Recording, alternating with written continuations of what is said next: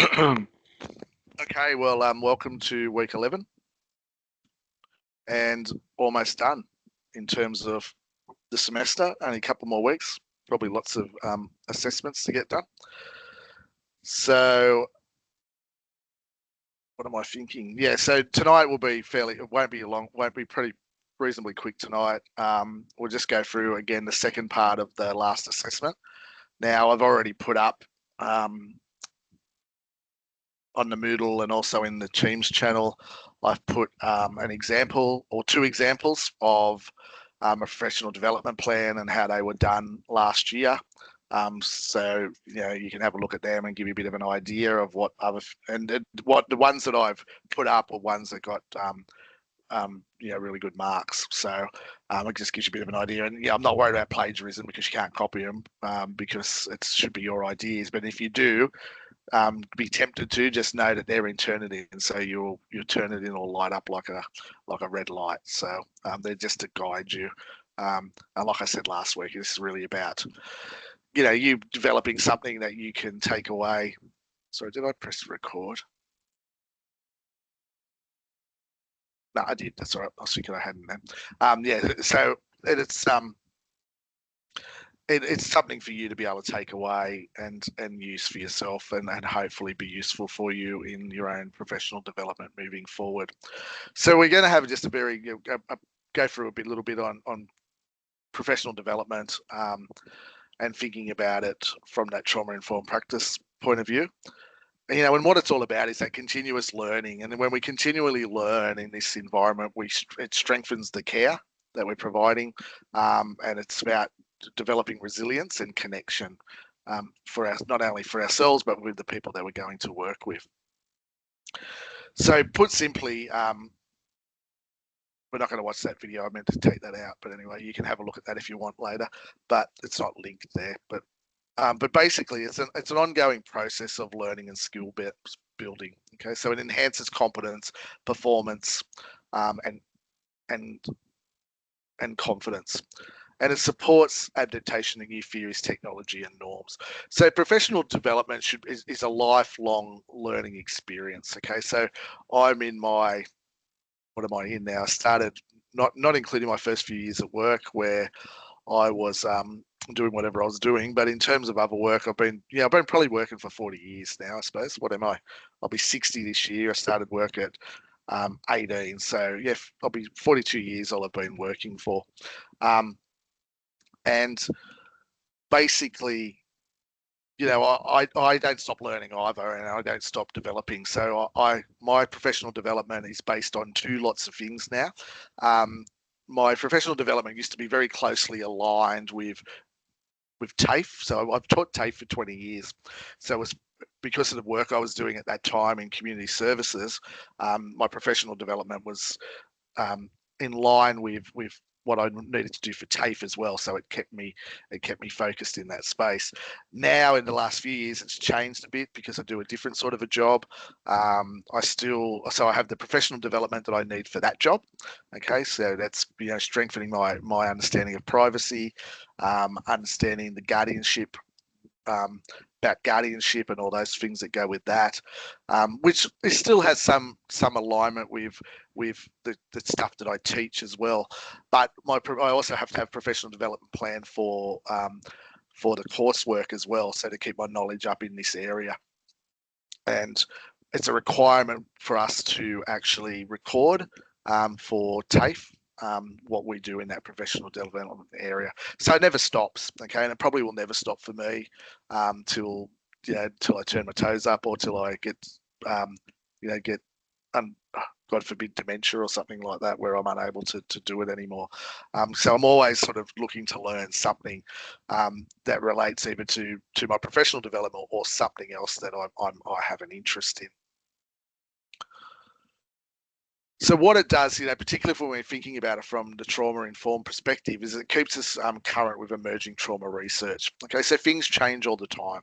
Terminology changes.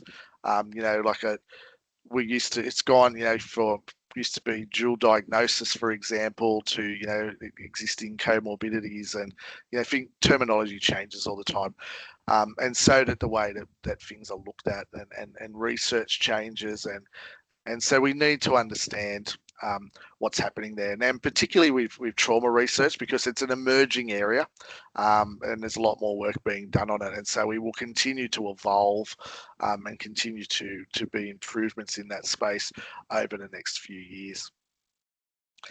What it does is basically when we're improving our knowledge in that area, it improves the care and quality. The care quality and client outcomes that we're looking to achieve. So by staying up to date and making sure that we're developing and understanding, it helps us in that space. Where am I? Just hang on, I just want to get to. Okay, yep. So it's also about continuous improvement. So sort of probably talked about that. I've talked about that. So how do we stay up to date with the trauma science? How do we integrate new evidence-based interventions into what we're doing by learning about them, and participating in professional learning communities? Okay, so maybe finding some, I guess when you think about what groups of people can do. So when I used to work more when my job was more about social work, we used to have what we called basically a professional group who got together, and it wasn't supervision, but what it was about was that somebody would bring something to the table. So it might be that I've read this particular journal article, this is what I learnt about it, this is what I found really interesting, and then the group would have a conversation. Also have in my job that I do now, I have a community of practice group that I chair. It's about privacy, and it involves all the health information managers that are in my area, and so we come together. And now what we're doing is learning about each other. Learning from each other. We're basing it on policies. We're working out where there's gaps in what we do, and that we might need more guidance in. And then we work to fill those gaps. So what we're doing is that community of practice. So there's lots of different ways that you can participate in those professional learning communities, and it's about seeking them out as well. Okay, so I'm sure like ACWA, for example, which is the community service professional body for community services workers, they would have groups on there that you could join and participate in. It also, I guess, what it does is one ahead. Hang on, what have I done here? Oh no, that's right. Yep, said that. Helps prevent burnout and vicarious trauma. Okay, so if we're by professional development, along with our self-care plan that we're going to do, we're thinking about how do we stay safe in that environment because of the work that we're doing. So how do we prevent our burnout? And it can do that because it encourages peer supervision. So it encourages supervision with your peers, but it also is about encouraging supervision with supervisors as well. So encouraging you to talk about what it is that is happening. So that helps promote that awareness of vicarious trauma science. It encourages self-awareness and accountability. So it gets us thinking about what we're doing, and also, promoting that reflective practice, which is really important. And hence why we've had those two reflective things for you to do in your course. It's about getting you to practice that, getting you to think about how it works, getting you to make that part of your everyday work that you're doing. If you've done case management before, or you'll do it in the future, we talk about reflective practice in that a lot, because it's about how you start to understand what is happening, and reflective practice in professional development helps you identify gaps in your knowledge. So what do I need to know more about? If you look over on my bookshelf, you can see I've got 1,001 books there, and they've been really helpful with providing certain knowledge. But I find that knowledge comes from also from using those communities of practices as well. So understanding the practical way that things are done rather than just the straight academic way. It could obviously help lead to your career advancement. Okay, all of us will have different goals of what we want to achieve as career advancement, and it helps open those pathways up. So if we have that professional development plan and that goal, we know what we want to do, we know what we want to achieve, and then that can help us. It can help us when we get to the space where we want to, advance our career, whatever that might look like. It can give us, I guess, enhanced job satisfaction. I think that's really important. If we think about self-care and what does self-care mean, one of the things about that, the reasons what we do self-care is that if we have low job satisfaction, then that will burn us out as well. So if working towards a goal for ourselves increases our job satisfaction, and that's really important. And that can happen because we gain confidence from skill mastery, so we get better at doing things, we understand things better. We become, sometimes we develop what's referred to as referent power. And what that means is that you're identified by other people, your peers, of having someone with knowledge in that area. And that's really important as well. So, in my current job, I have some referent power because I have people know me from social work days and the work that I used to do there, and I still work with the same people, but just in a different capacity. And so they identify that if they need to discuss particular privacy issues or particular challenges that they may have, looking for some recommendations or advice, they know that I have not just that knowledge of privacy just straight from a legislative point of view and what's required, but I also have it from that practical point of view of what it means when you're working with people as well. So you develop that referent power. It just basically gives you that greater sense of purpose and fulfillment, which I think is really important.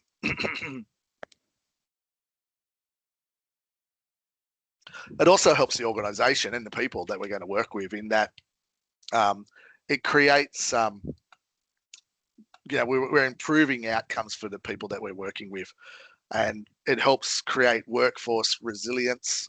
And I don't know why someone's trying to start a meeting that's tomorrow night, and always has been tomorrow night, but anyway. It encourages workforce resilience and retention, and it develops that culture of learning and psychological safety that can exist, that needs to exist in an organisation.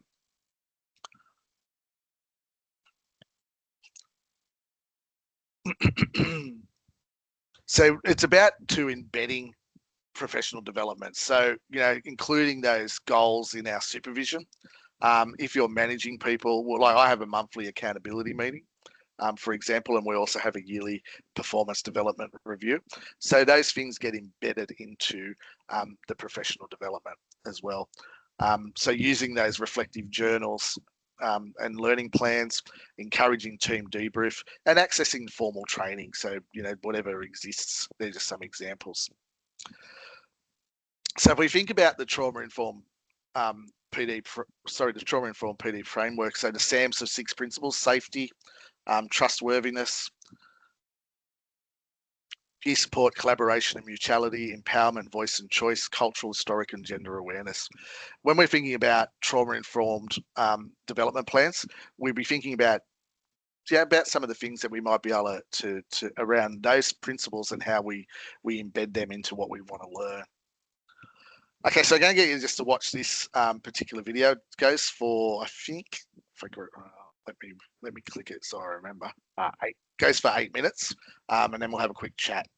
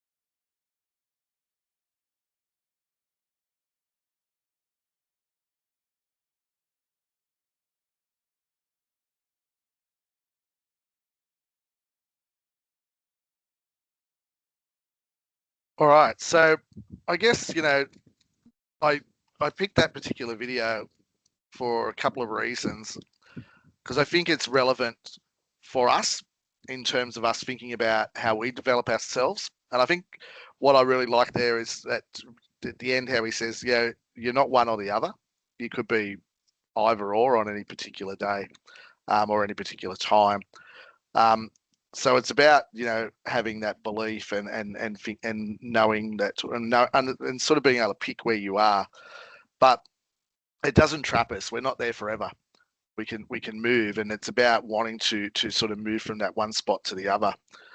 And it's about the messages as well. I think I picked it because it's about the messages. Because I think that when we think about some of the people that we might work with as well, they may see themselves as not being able to achieve anything, and that might be because of some of the messages that they've received from others over time. And so their mindset is that they have a fixed mindset because they've basically been told that they can't, they're not going to do any good. And so it takes a really, a strong person to sort of move from that when that's happened. Particularly, I don't know about what it's like in education today, but years ago, people were labelled very quickly. You're not going to amount to anything. So what are we wasting our time for? And I have an example of that even in my own family, where somebody who was told, when they were in year 11 and school, I think they might have just started year 12, and they were told they probably should just leave because they were really never going to get anywhere. So they did. And for a long time, that person did what they did. They decided that they would just, like a lot of young people, they went and worked in a retail store, and then they had a conversation with someone one day, and that person, they said, "Oh, look," they said, "I always wanted to be a nurse." And this person said, "Well, there's no real reason why you can't." And they hadn't been to year 12. They hadn't been to university, but what they did was they became an enrolled nurse, and they got a job as an enrolled nurse, and they did that. And then we fast forward now to 2025, and the transition for this person over the last on what now, roughly 30 years, has been that they've gone from being an enrolled nurse working in aged care. They then did their advanced enrolled nurse course. They then enrolled in university to do registered nursing. Because of a placement that they did, they got a job in pediatrics, which is what they always wanted to work on as an enrolled nurse. They then finished university, were a registered nurse working in pediatrics. They then keep developing, so they keep learning. They've really got a growth mindset now. And what they've done is they've completed a master's. They are a clinical nurse specialist clinical nurse consultant in a particular area. Have recently been involved in developing a particular, what would you call it? What's the word I'm looking for? A project, if you like, that's been published. So they've been part of the team and they've been published in a journal, and that initiative that they were looking at is now starting to spread worldwide. So that's the experience of what can happen when the messages that were there made this person help them develop this fixed mindset. But what then happened was they had an opportunity and they started to develop that growth mindset. And they go from side to side at different times. But they started to develop that growth mindset. And now, 30 odd years or 40 years since they've left school, this is where they find themselves. So, it is possible. So, as I said, I use that for two purposes. One is for the video is about how we can develop and how we can move ourselves. If we might have a fixed mindset, how do we move ourselves out of that? How do we keep developing, which is really important. And also to think about with our clients, because a lot of them may think that they can never achieve anything. And even that might be just something as simple as being able to walk down the street and do the groceries by themselves. Okay. It doesn't have to be anything, anything large and huge. It may be just, simple living skills that they struggle with. And and developing their mindset for them, that growth mindset that they can achieve. So I guess, this is just a question for you to think about and to reflect on, and just to think about, well, how can professional learning shape your approach to trauma-informed care practice, and what are you going to do in that space? So basically, professional development, it helps ensure quality, ethical, and compassionate care. It protects practitioners and strengthens teams. It builds resilient and responsive organisations. The last thing I wanted to mention, and we're not going to watch it because it goes for about 20 minutes, but it's there for you to watch if you want to, is a TED Talk on the power of vulnerability by Brené Brown. I picked that as well. I think it brings in a number of different aspects, not just professional development, but it also self-care. So Brené Brown, some of you will know, is a social worker from America who has done a lot of work, written some books, and is quite practical and down to earth in the way she describes things and talks about things. And so in this one, she talks about that we need to be sometimes vulnerable. That's to develop a human connection, and can be a foundation for our trauma-informed care. So practitioners who understand vulnerability can create safer, more authentic relationships with their clients, so they understand what it means and what it looks like. It basically, what's in the video directly aligns with those principles we talked about before, such as trustworthiness, empower, and safety. She also encourages reflective practice. So how does embracing vulnerability help us show empathy without becoming overwhelmed by others' trauma? And it supports that self-care and connection. So it's something there if you're interested and you want to watch. And some of you may have already seen it before if you're a Brené Brown fan. All right, like I said, guys, I've put up the examples. They're in one document for you to have a look at of what your plan might look like. As I said last week, fairly simple assignment, really. It does require you to probably get into your own head a bit and think about what you want to do, how you might care for yourself. It's made me think probably more than this week's topic about the professional development. Last week's made me think more about that. So like I got my e-bike back out this morning and rode to work and rode home, and I'll now hopefully start doing that because it's just a good way to relax. So it's about getting into your own head and unpacking things yourself. So it's about developing hopefully something that you can take away with you. As I said before, take away with you to use in the future. All right. If there's no other questions for tonight, we'll leave it at that, and we'll convene next week for our last session. All right. Thanks, guys. Talk soon. Well, Thank you. Yeah, bye.